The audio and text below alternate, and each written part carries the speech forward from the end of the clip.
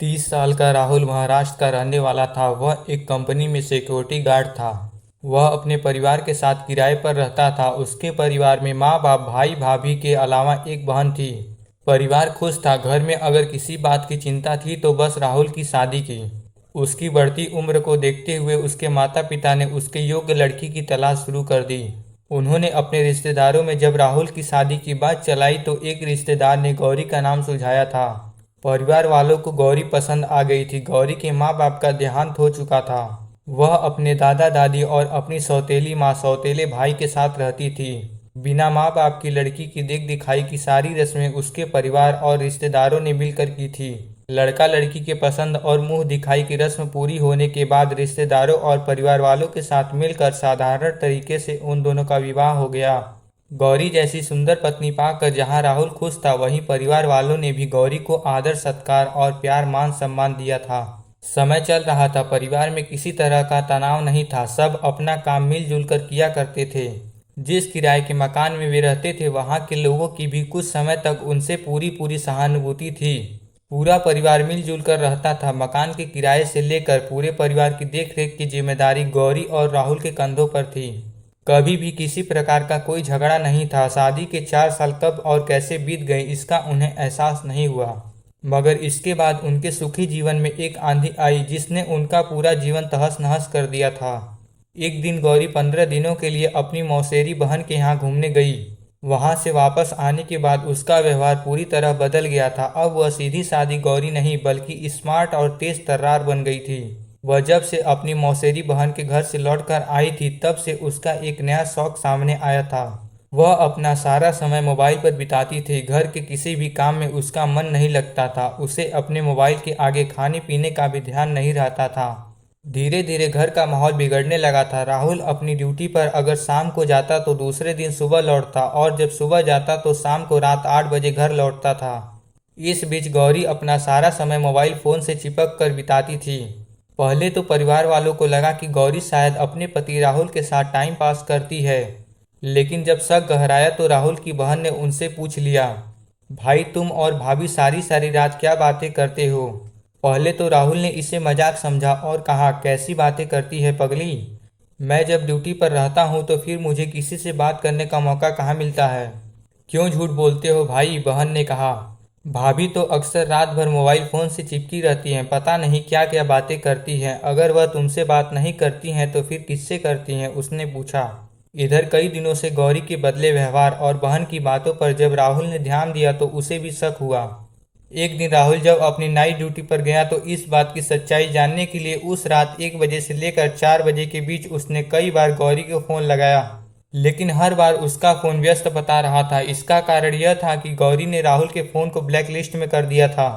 उस समय राहुल को गुस्सा तो बहुत आया था, लेकिन उसने किसी तरह अपने गुस्से को काबू किया।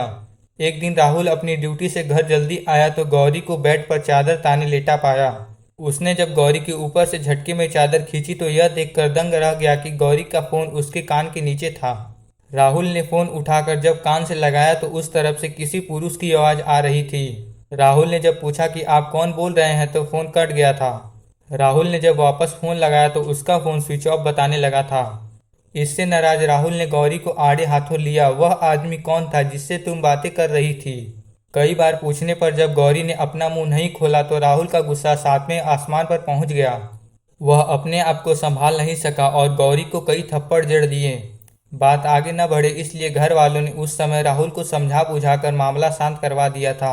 उस दिन तो राहुल शांत हो गया था, लेकिन जब इस मामले को लेकर उसका मन अशांत रहने लगा था, उसने गौरी के मायके वालों को फोन कर उन्हें सारी बातें बताई और कहा कि उसका किसी के साथ चक्कर चल रहा है। इस बारे में वह उसे कुछ बता नहीं रही है। अच्छा होगा कि आप लोग ही उससे बात करें। दूसरे दिन राहुल गौरी को बस से लेकर उसके मायके के लिए रवाना हो गया था। इस बीच राहुल ने जब गौरी का फोन लेकर उसके व्हाट्सएप मैसेज देखे तो उसमें कई चौंका देने वाले मैसेज मिले। उसमें अनजान नंबर से कई लव मैसेज आए हुए थे। राहुल ने जब उस नंबर को ट्रू कॉलर पर जाकर चेक किया तो उसके होश उड़ गए थे। वे सभी लव मैसेज किसी गणेश नाम के व्यक्ति ने किए थे। उसमें कुछ मैसेज तो ऐसे थे जो काफी गंदे थे। अब उसे यकीन हो गया था कि गौरी भरोसे लायक नहीं है, यानी उसका गणेश से गहरा संबंध है। उस समय तो वह पत्नी की बेवफाई से खून का घूंट पीकर रह गया था, लेकिन ससुराल पहुंचने के बाद उसका गुस्सा गौरी पर फूट पड़ा था। उसने गणेश और गौरी के सारे मैसेज उसके मायके वालों के सामने रख दिए और उस पर गणेश को लेकर दबाव डाला। लेकिन गौरी गणेश को लेकर टस से मस नहीं हुई। इसके बाद मायके वालों ने जब गौरी को समझा बुझाकर वापस ससुराल जाने के लिए कहा तो वह इसके लिए तैयार नहीं हुई। उसने साफ शब्दों में कह दिया कि अब वह राहुल के साथ नहीं रहेगी और न वापस जाएगी। अब वह अकेली रहेगी। उसकी बात सुनकर मायके वाले सन्न रह गए थे। परिवार और रिश्तेदारों ने गौरी को काफी समझाया बुझाया, लेकिन वह अपनी बात पर अड़ी रही।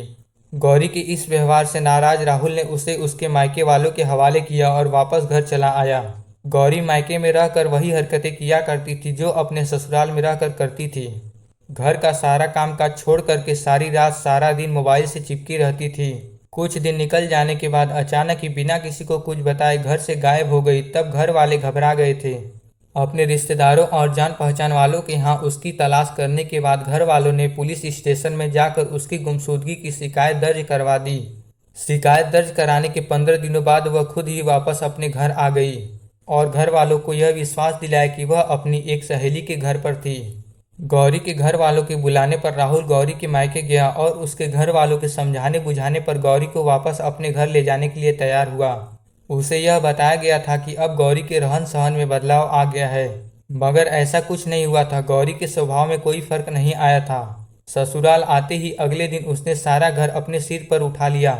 गौरी को अपने और उसके परिवार वालों के दबाव में आकर राहुल उसे अपने साथ रखने के लिए तैयार हो गया था, लेकिन अपनी मन स्थिति से समझौता नहीं कर पाया था। वह न तो ठीक से अपने काम पर जा रहा था और न ही ठीक से खाना पीना कर रहा था, मगर गौरी पर इससे कोई फर्क नहीं पड़ रहा था। वह मौका पाते ही राहुल से उलझ पड़ती थी और बार बार उस पर अपने मायके छोड़ आने का दबाव डालती थी, लेकिन राहुल इसके लिए तैयार नहीं था। वह दोनों परिवारों को बदनामी से बचाने के लिए गौरी को समझाने की पूरी कोशिश करता था, पर गौरी समझने के लिए तैयार नहीं थी।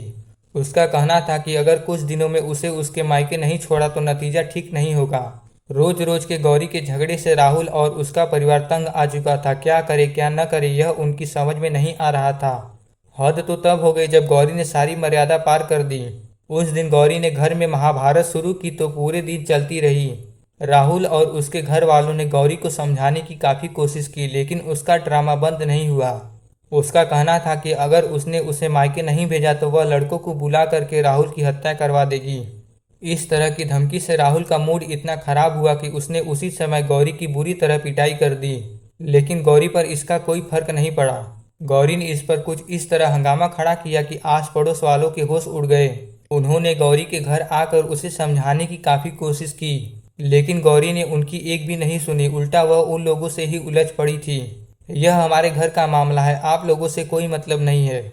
आप लोगों के घर का मामला है तो इसे शांति से सुलझाइए। शोर मचाकर हम लोगों का चैन क्यों खराब कर रखा है? पड़ोसियों ने कहा। हम ऐसे ही रहेंगे, तुम लोगों को जो करना है वह कर लो, गौरी ने उन्हें जवाब दिया। गौरी की यह बात पड़ोसियों को इतनी खराब लगी कि उन्होंने मकान मालिक से शिकायत करके उस परिवार पर मकान खाली करवाने का दबाव बनाया। पड़ोसियों की शिकायत पर मकान मालिक अपना महीने का किराया लेने राहुल के घर आया तो यह कहते हुए राहुल और उसके परिवार वालों को मकान खाली करने के लिए कहा कि उनके रोज रोज के झगड़े से किराएदारों को काफ़ी तकलीफ हो रही है, इसलिए वह मकान खाली कर दे। मकान मालिक की इस बात पर राहुल ने उनसे कहा कि वह थोड़े दिन का उसे समय दे, वह कोई दूसरा मकान मिलते ही उनका मकान खाली कर देगा। मकान मालिक महीने भर का समय देकर चला गया। अभी तक गौरी ही उसके लिए समस्या बनी हुई थी, अब मकान ने उसे और टेंशन दे दी। मगर गौरी को इस बात से क्या लेना देना था? वह तो सिर्फ एक ही रट लगाए बैठी थी कि उसे मायके जाना है तो जाना है। शाम को इसी बात को लेकर गौरी ने फिर से हंगामा शुरू कर दिया था। इस बार राहुल गौरी का हंगामा सुनने को तैयार नहीं था। उसने गौरी के प्रति एक खतरनाक फैसला ले लिया था। मैं आज तुझे तेरे मायके भेज ही दूंगा, कहते हुए उसने गौरी का हाथ पकड़ा और उसे खींचते हुए घर से बाहर ले जाकर छोड़ दिया और कहा कि अब वह अपने मायके चली जाए। लेकिन ऐसा नहीं हुआ। घर वाले समझा बुझाकर गौरी को वापस घर में ले आए थे, पर राहुल इस बार गौरी को बख्शने के मूड में नहीं था। उसने सोच लिया कि न रहेगा बांस न बजेगी बांसुरी। उस समय रात की यही कोई 8 बजे का समय था। गौरी और राहुल का झगड़ा चालू था। राहुल घर के एक कमरे में गया और वहां रखे हुए कोयते को लेकर बाहर आया। उसके हाथ में कोयते को देखकर जब तक उसके घर वाले राहुल के इरादे को समझने की कोशिश करते, तब तक राहुल गौरी पर कई वार कर चुका था, जिससे गौरी की एक दर्दनाक चीख निकलकर वातावरण में खो गई थी और वह तड़प कर जमीन पर गिर गई। थोड़ी देर तक तड़पने के बाद वह शांत हो गई थी। गौरी की हत्या करने के बाद राहुल बड़े शांत मन से पुलिस थाने पहुंचा। पुलिस वाले थाने आए हुए राहुल का हुलिया देखकर सन्न रह गए। उसके कपड़ों व शरीर पर पड़े खून के छींटे किसी बड़ी घटना की तरफ इशारा कर रहे थे। पुलिस वाले उससे कुछ पूछते इसके पहले ही राहुल ने उन्हें जो कुछ बताया उसे सुनकर उनके पैरों तले की जमीन जैसे खिसक गई। मामला काफी गंभीर और चौंका देने वाला था। पुलिस ने उसे तुरंत अपनी हिरासत में ले लिया था। पुलिस ने गौरी का शव बारीकी से निरीक्षण किया तो पाया कि बड़ी बेरहमी से गौरी की हत्या की गई थी। चेहरे पर 7 गहरे घाव थे। घावों से इस बात का पता चल रहा था कि उस समय हत्यारे की मन स्थिति कैसी थी। पुलिस गौरी के शव के पास पड़े कोयते को अपने कब्जे में लेकर उसे सील कर दिया। इसके बाद उन्होंने उसके घर वालों और पड़ोसियों के बयान लिए। लाश को पोस्टमार्टम के लिए भेजने के बाद थाने लौट आए। विस्तार से पूछताछ करने के बाद राहुल को जेल भेज दिया गया।